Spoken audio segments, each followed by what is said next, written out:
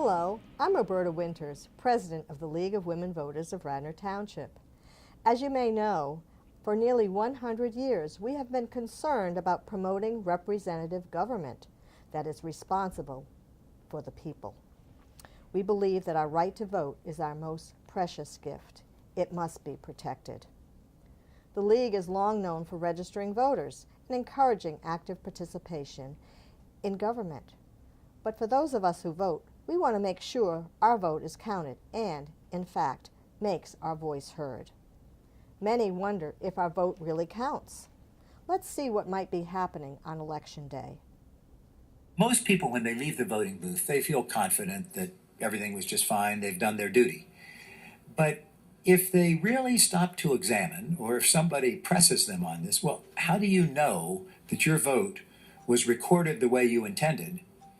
They have to say, gee, I don't know. When you cast your ballot, how do you know that they're getting it right? That they're getting it right? Yeah. Oh, well, isn't that their job to get it right?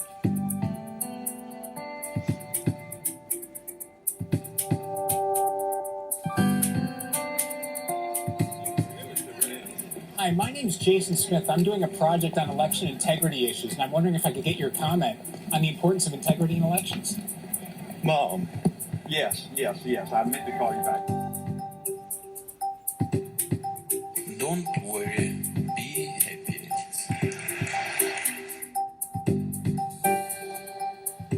There's no way to prove that what you touch the button for is actually your vote. It runs through a secret proprietary software program that we have no idea what it's doing to our vote totals at the end of the day. With just 30 seconds, I could introduce a voting machine virus and silently shift votes from one candidate to another, possibly changing the outcome of an election.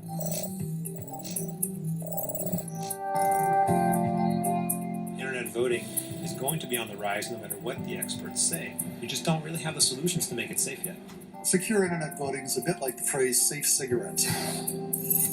Somebody is saying trust us. Bureaucrats, politicians, vendors, somebody's saying trust us to the public.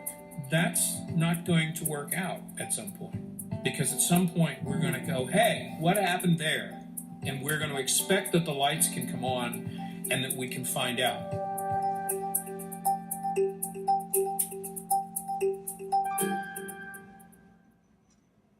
Today, we are most fortunate to have Muna Eishakhs and Kevin Skoglund. Muna is a teacher and a league member who is working with Citizens for Better Elections.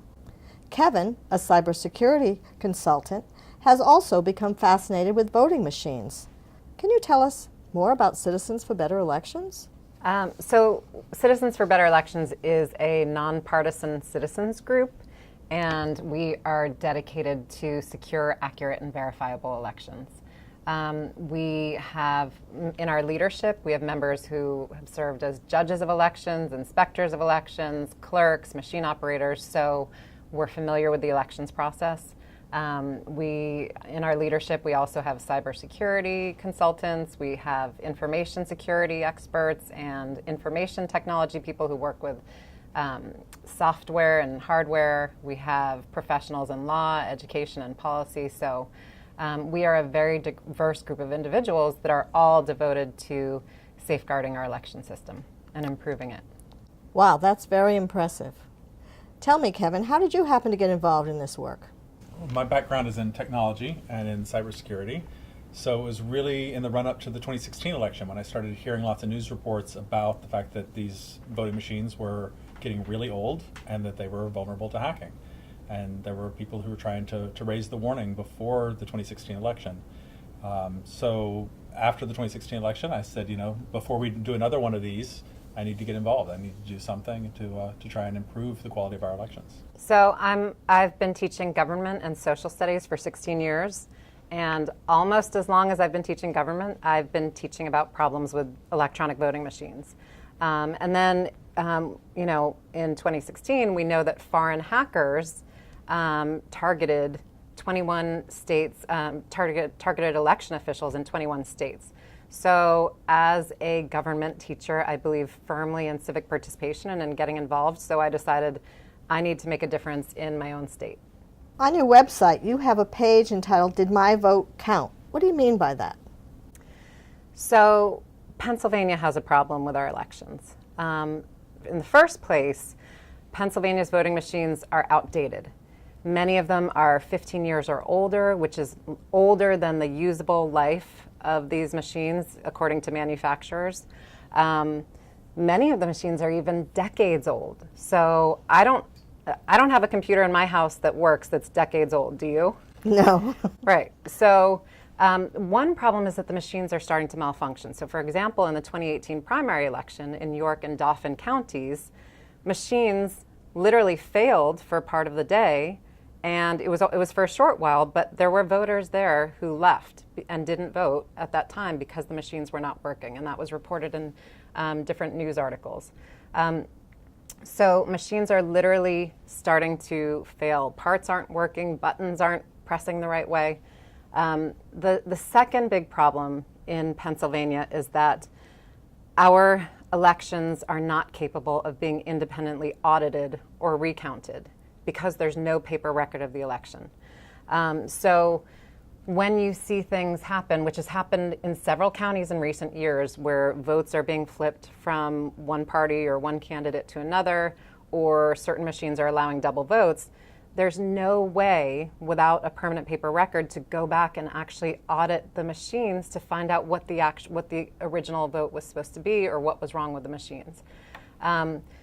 The third big problem is that we live in an age of hacking, right? So I brought a prop. This is my notice of a security breach. So we are writing to inform you of a security incident that may have included your personal information. How many of these have you gotten in the mail? I've gotten a couple myself. Right, I've probably gotten 4 or 5 in the last year. And so we live in an age of, banks, credit cards have sent me these, Equifax didn't bother. But we live in an age of hacking, right? And these corporations that have been hacked spend tons of money on cybersecurity for their computers. But if they can be hacked and if the NSA can be hacked, how are our old, outdated voting machines that may be operating on decades-old software going to fare in this environment? So the big problem is when there's no paper record, votes can be altered without a trace. Now, a bank or a credit card company can reimburse you if they're hacked, but once you leave that voting booth, no one can make sure that your vote was counted correctly if there's no way to audit our voting machines. So that's the third big problem. And actually, there's, for a better idea of what we're talking about, this video clip of Alex Halderman, who's a computer scientist at University of Michigan, can explain a little bit more of the problem with the machines. All cybersecurity experts who have given electronic voting machines any thought agree. These machines have got to go. To show you why, I'm running a mock election using the same dangerous and obsolete machines still in use today. Our election will find out whether Michigan students prefer their own university or our arch rival, Ohio State. Here we are. After the chaos of the 2000 election, we were promised a modern and dependable way to vote. I'm here to tell you that the electronic voting machines Americans got to solve the problem of voting integrity, they turned out to be an awful idea. One vote for McCain. That's because people like me can hack them all too easily. I'm a computer scientist who has hacked a lot of electronic voting machines.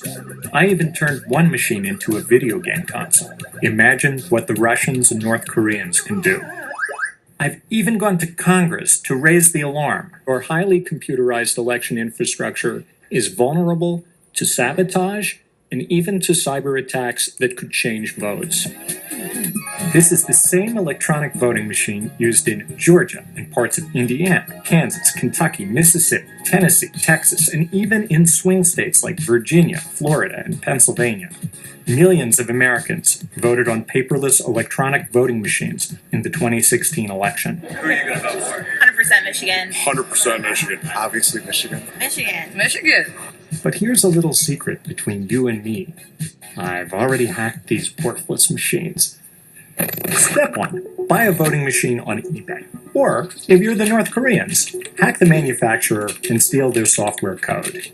Step 2. Write a virus. Step 3. Email your virus to every election official responsible for programming the voting machines with new ballots. Many of these officials are easy to find online. Step 4. Sip coffee and wait. Step 5. Hijack the ballot programming and let the election officials copy your invisible malicious code onto the voting machines. Step 6. Watch your code silently steal votes.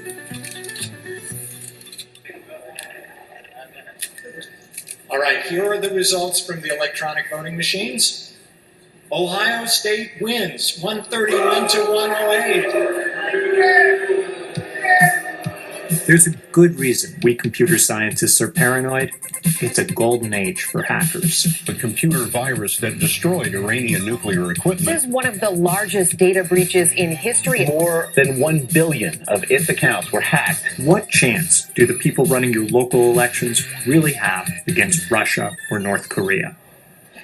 Okay, everyone, I hacked the voting machines.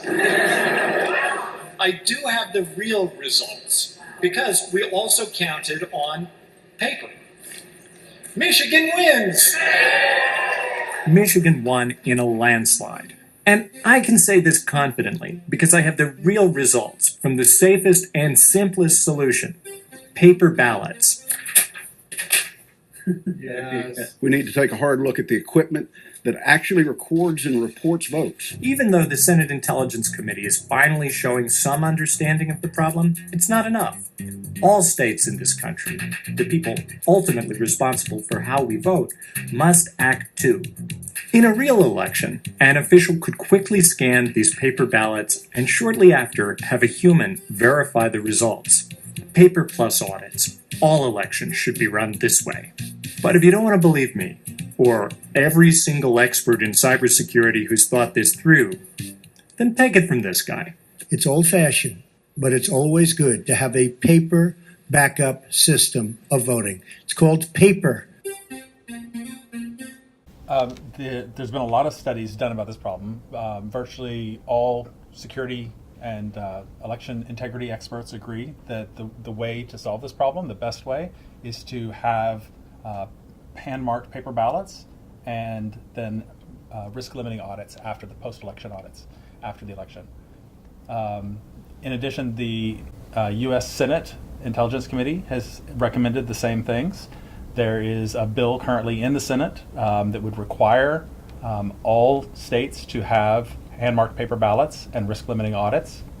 And the General Assembly also did a study of it as well in Pennsylvania that found that we needed to move to hand-marked paper ballots, and also that the legislature needed to help fund the process of upgrading these machines to newer machines that can handle this. If we went back to paper ballots and things being hand-counted, wouldn't that take an awful lot of time and money? It can actually increase efficiency at the polls. It can actually make the lines at the polls shorter.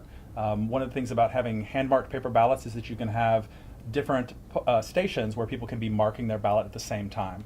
Whereas when you have a touchscreen voting like we have now, you stand at a machine and you monopolize that machine while you make your selections. So you can have fast voters and slow voters side by side.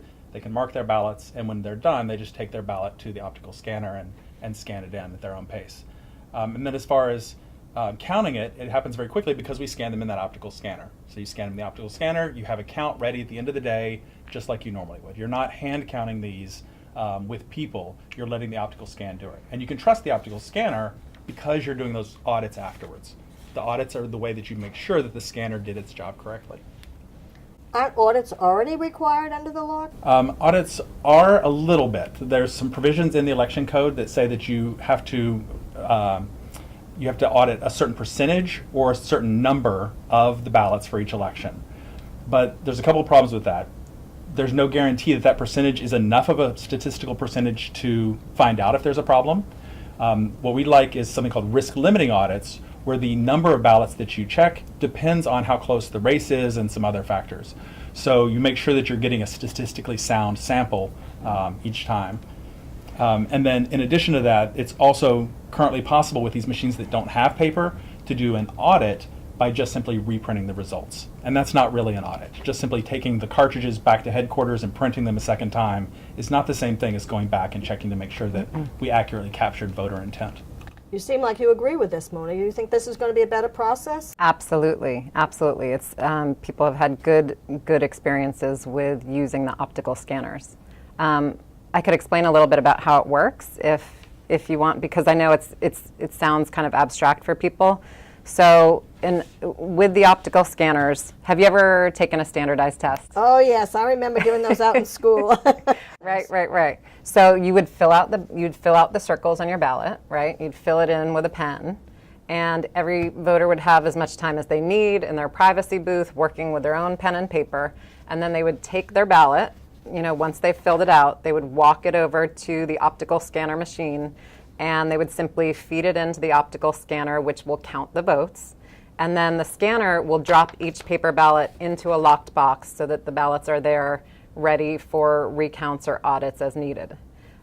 So the ballots are secure, and the paper ballots and the optical scanner machines become a check and balance on each other. So I'm a government teacher. I care a lot about checks and balances. So by doing regular audits, you can tell if there's something wrong with the count in the machines or not, or if something seems off with the paper ballots. So you can you now have two measures to check against each other in each election. If it's such a good idea, why do you think we haven't adopted this system in the past? Money. That's the biggest reason, I think, by far. The last major upgrade that we had to our voting system was right after the hanging chads, the incident in Florida. As a response to that, the federal government got involved and passed something called HAVA, the Help America Vote Act. And that provided some infrastructure, like creating the EAC, the Election Assistance Commission, to help with and to set guidelines and standards for developing voting machines. But most importantly, it provided funding. Huge amounts of funding went out to all of the states to help them upgrade their very old voting equipment. But the thing is, we haven't upgraded since then. So now everyone's kind of been waiting to see is the federal government going to provide more funding for this? A lot of states have gone ahead and said this is something that matters, we should invest in it. In Pennsylvania, we haven't. Do you have any idea how much this would cost? Estimates range from roughly $90 million to $150 million statewide. That would be the cost of replacing all the machines in the entire state. That's just for Pennsylvania? For Pennsylvania, yes. The federal government has already given $13.5 million to Pennsylvania, so that's one chunk of it. We believe that the state, as the Joint State Government Commission, the General Assembly's own study suggested that the state provide funding for these machines. We believe that the state should also provide some funding. This should be cost sharing by counties, states, and the federal government. We believe that the $90 million is closer to the estimate. The actual estimate, because we believe the higher estimates are based on counties assuming that they have to replace every single voting machine they have one for one.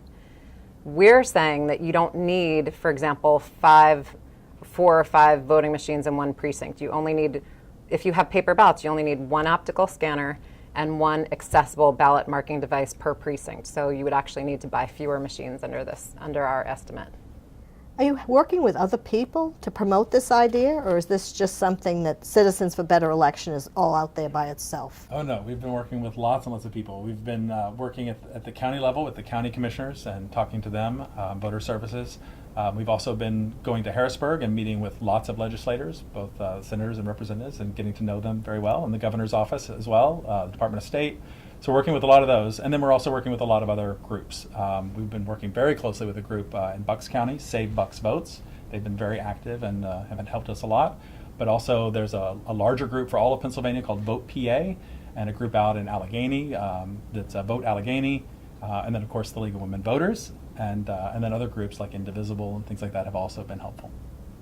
And I would add there's also some national groups as well that we've been working with on this issue. So Verified Voting, which is one of the most respected national organizations that have been working on election security, Public Citizen, Secure Our Vote, The Brennan Center for Justice is also working on this issue and have done a lot of great studies on the issue. Elections are the foundation of our democracy. There's really nothing more important to making America what it is. That really is kind of the cornerstone of everything else. If you don't get that right, then you don't have a democracy. So there are many issues that citizens care about, but to be effective on those other issues, we have to start with our elections.